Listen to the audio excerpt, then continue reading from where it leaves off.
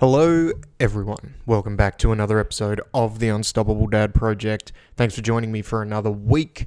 And thank you to those of you that continue to listen to this podcast. I'm grateful for each and every one of you. Before I get into today's topic, few favors that I ask every single week. Number one, make sure you're subscribed on whatever podcast platform you are listening to this on. So we're on Apple, Spotify, Google, all the major podcast platforms. You'll also be able to find a video version of this on YouTube, and you'll also be able to find some backdated video versions of this on the Facebook page. So the Unstoppable Dad Project on Facebook and at the Unstoppable Dad on Instagram. Jump on there, follow along.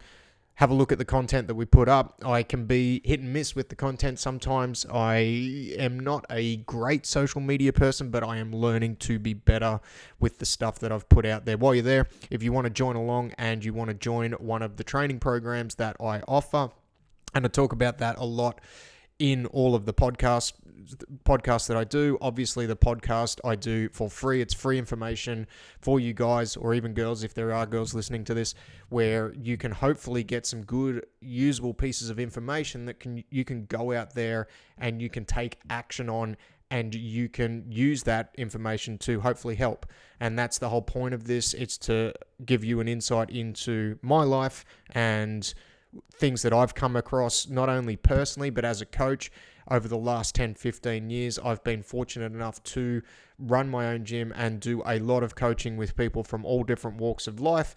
So this is just my way of hopefully giving back and hopefully letting you know, if you are going through some dark times at the moment, that you're not alone.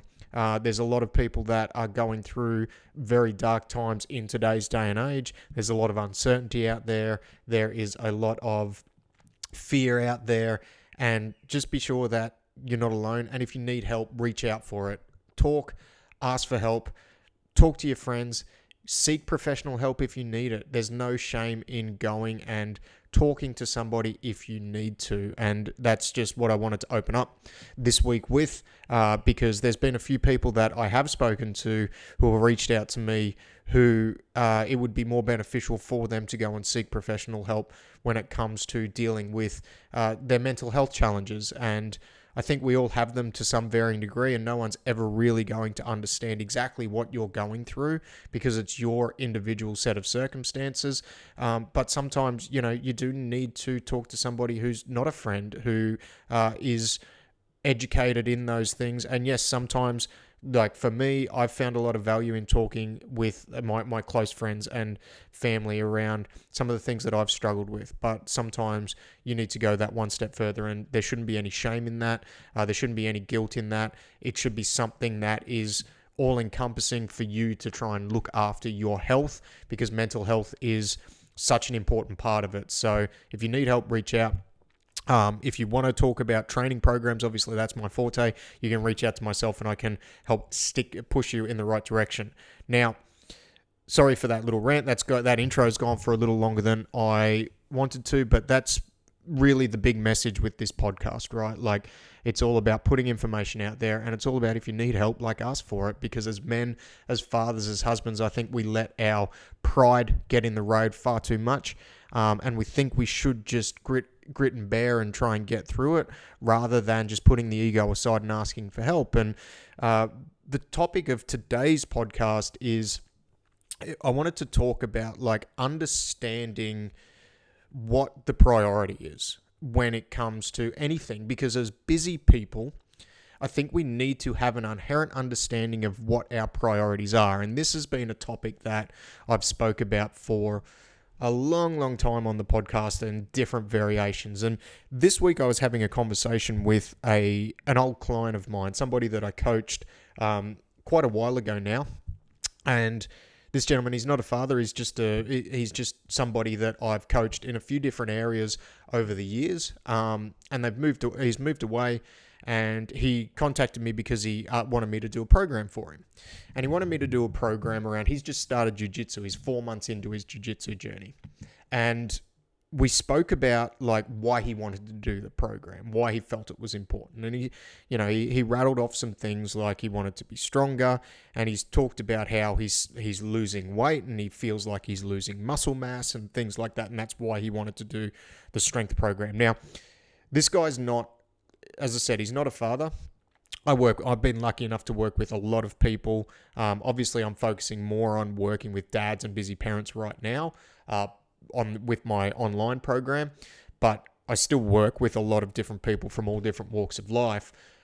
So he wanted to invest in a strength program because he thought it was going to help him with Jiu Jitsu. And when we spoke about why, and we spoke about the underlying reasons why he's looking at doing this, we actually got to the point where I actually suggested to him that he didn't look at doing a strength training program. And here's why. The number one priority for him is to get better at Jiu Jitsu. And given that it's a sport, or it's a training methodology, or it's a self-defense regime, whatever you want to classify that umbrella, it's a recreational sport for most people, right? It's a sport that I've done for now going on 7 years. Actually, the time that I've released this podcast, it'll actually be 7 years almost to the day that I started doing this particular hobby, this pastime, this sport for myself. So I have a pretty good understanding of what goes into it. And I've had my fair share of bumps and bruises. I've had to dial back my time on the mats in order to spend more time in the gym. I've had to up my time on the mats and dial back my time in the gym. It's been quite a journey. Now, for this gentleman, he's only 4 months into it. And the reason we got around to me actually suggesting that I don't think he needs like a really in-depth strength program built by me is because he doesn't know what he doesn't know when it comes to jiu-jitsu. And we talked about a few different things, right? Number one, what his focus is and what his priority is. And his priority is to get better at jiu-jitsu. So the only way you get better at jiu-jitsu or any sport is to do the sport. So that was number one. So that's the big priority. So if we're taking time away from that number one priority, what are we hoping to gain? Like, how is that going to feed into that priority? What are we hoping to gain by doing that? Because we have to have a really good understanding of why we're trying to do that. And then we started talking about, like, is he getting injured? How's the body feeling? Like, all these things, is all these things that are going to enhance the overall goal. He's not getting injured. His body's feeling pretty good. His major concern, realistically, when we got to it, was that he feels like he's starting to lose muscle mass, and he's losing weight. And he didn't really want to. And so that opened up another conversation. But the big reason why we come back to the fact that I don't think it was a good idea for him to actually do that was he has a limited amount of time that he can allocate to training, right? He has about 5 hours a week. And so what he would need to do, being only 4 months in, he would probably need to look at only doing 2 or 3 sessions a week on the mats and then doing 2 or 3 sessions a week in the gym, because that's the time he has to allocate to this activity. And I suggested that it would actually be better that if he just did 4 or 5 days a week of jiu-jitsu training for the time being, until the need arose for him to shift that, because he has more of an understanding of what's going on the mats, and potentially he's looking at maybe he does start to get some injuries, because when you do any sport, that's going to be part of sport. You don't want to get injured. You need to just stay in bed. He starts to get more injuries. So by taking the time off, it's actually going to enhance his time within the sport or enhance his time on the mat. And we went back and forth a lot about this, and it all just kept relating back to what is the number one thing that we want to get to. Like, what is the number one priority? And it's a conversation that I've had with people time and time again, not just about training for a sport, but just training in general. What is the number one priority, and how much time do we have to allocate to that priority? And for the dads, that sometimes that number one priority is to be able to be a more capable husband, father, and human being, to be able to play with our kids for longer, to be able to get more time out of it. So by taking so sometimes we actually have to take time away from doing that particular thing in order to invest in ourselves, so that we can have a higher quality of time when we do it. But it also doesn't mean that the time has to come away from that particular activity. The time can come away from other activities that are maybe a lower priority. Because when we start talking about priorities, it's almost like a hierarchy, right? So if we're taking the dad example, we want to spend more quality time with our family, and that might be the highest priority we have right now. And one of the things that may be stopping us from doing that may be our physical fitness. We might feel like when we're running around with the kids, we're not able to do it for as long as what we want to because we're getting short of breath. We're just losing energy very, very quickly when we're doing it. So the second priority, which feeds into the first priority, is to spend some time on ourselves to enhance our physical capabilities. So get us stronger, get us fitter, and try and raise that base level so that the top priority can be enhanced. Now, there might be that third priority underneath, which might be something else, and you can pull some time from that priority in order to feed that second priority, which in then feeds the third priority. So when we talk about priorities and we talk about setting that hierarchy, they don't have to be mutually exclusive.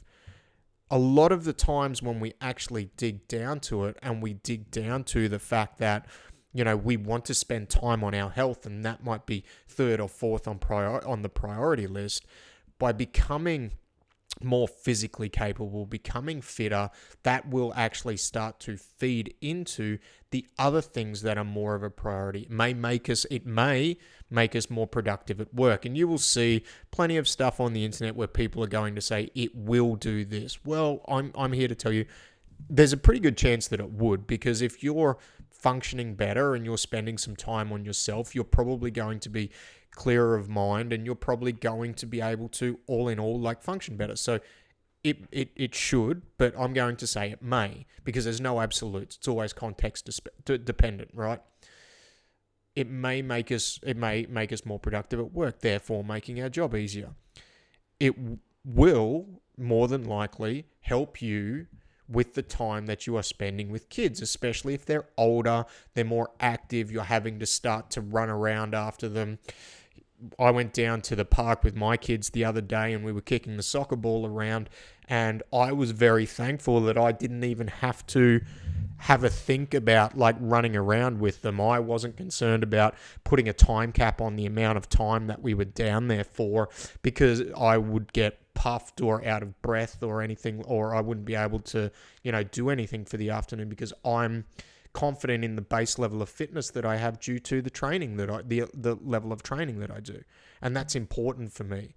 And if it's important to you and you're struggling to find that time to allocate to it, sometimes we need to look at the hierarchy of priorities, which is exactly what I did with this gentleman when I was talking to him on the phone. For him, it wasn't about, he's a young single man that is looking to do this particular sport or this hobby and this pastime. And he wanted to add in an extra activity which he felt was going to be beneficial to his main priority of getting better at this particular sport. But when we actually drilled down to it, adding that in wasn't actually, for him and his particular set of circumstances, wasn't going to feed into his main priority. And when you're looking at adding activities in, taking time away from other things in your life, you really need to understand, is this going to enhance the main thing I'm looking for it to enhance, or is it going to detract from it?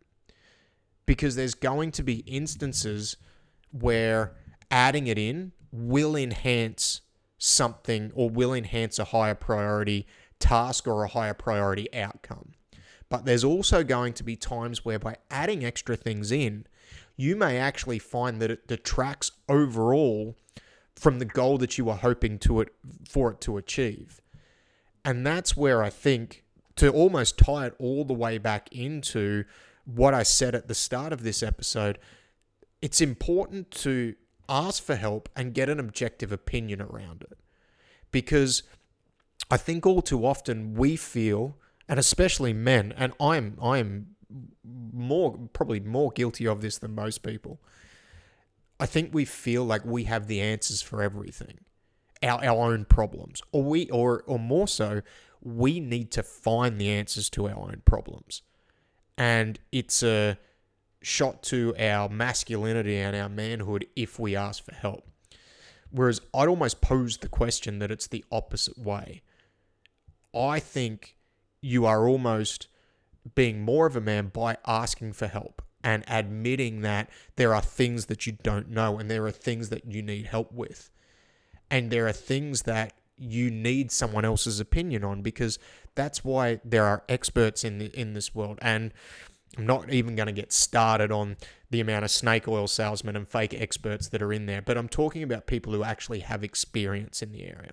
They have the qualifications, they have the knowledge, but most importantly, they have the experience, whether it is the experience, their lived experience, or it is actually experience where they've applied their trade over time and they've worked with people in a similar situation. Because sometimes adding extra things in for ourselves, thinking that it's going to enhance what we want it to enhance, is only going to create extra stress, and it can actually create this flow-on effect where we start to not enjoy and we start to actually lose interest in the things that we want to do more of. So understanding your priorities and understanding how one priority can feed into the other before you start adding any extra activities or trying to take time away from things is such an important thing to understand. And sometimes, even if you aren't asking for help, and this may be an activity for you to do, if you're thinking about doing this, you're thinking about adding something in because you feel like there's like a missing piece, and if I can just do this, it's going to take me to the next level. And sometimes that's all it is, right? There's a linchpin that you need to pull and bang, everything blows up and we've just got that magic formula. But when you're short on time and you're busy, you've got kids, you've got job, you've got, relationships you've got to maintain. And I believe that the vast majority of people that listen to this podcast are in that boat. When you're in that position, you have to be very guarded with your time. And you have to understand that time is precious and it's the one resource we can't make more of and we can't get back. So when you're looking at taking time away from things, thinking that by doing that it's going to enhance something, it's going to enhance my life in a way which is going to be beneficial, we've got to look at, is it really? Or is this just something that I feel I need to do to satisfy something else that's going on? And sometimes having somebody externally just go to you and say, hey, look, you actually don't need to do this, which is the conversation I had with this guy yesterday. You don't need to actually do this. I know you think you do, but for where you're at right now, I don't think it's going to be a massive benefit for you to take this path and take this time away from this other thing when you only have limited time to do it.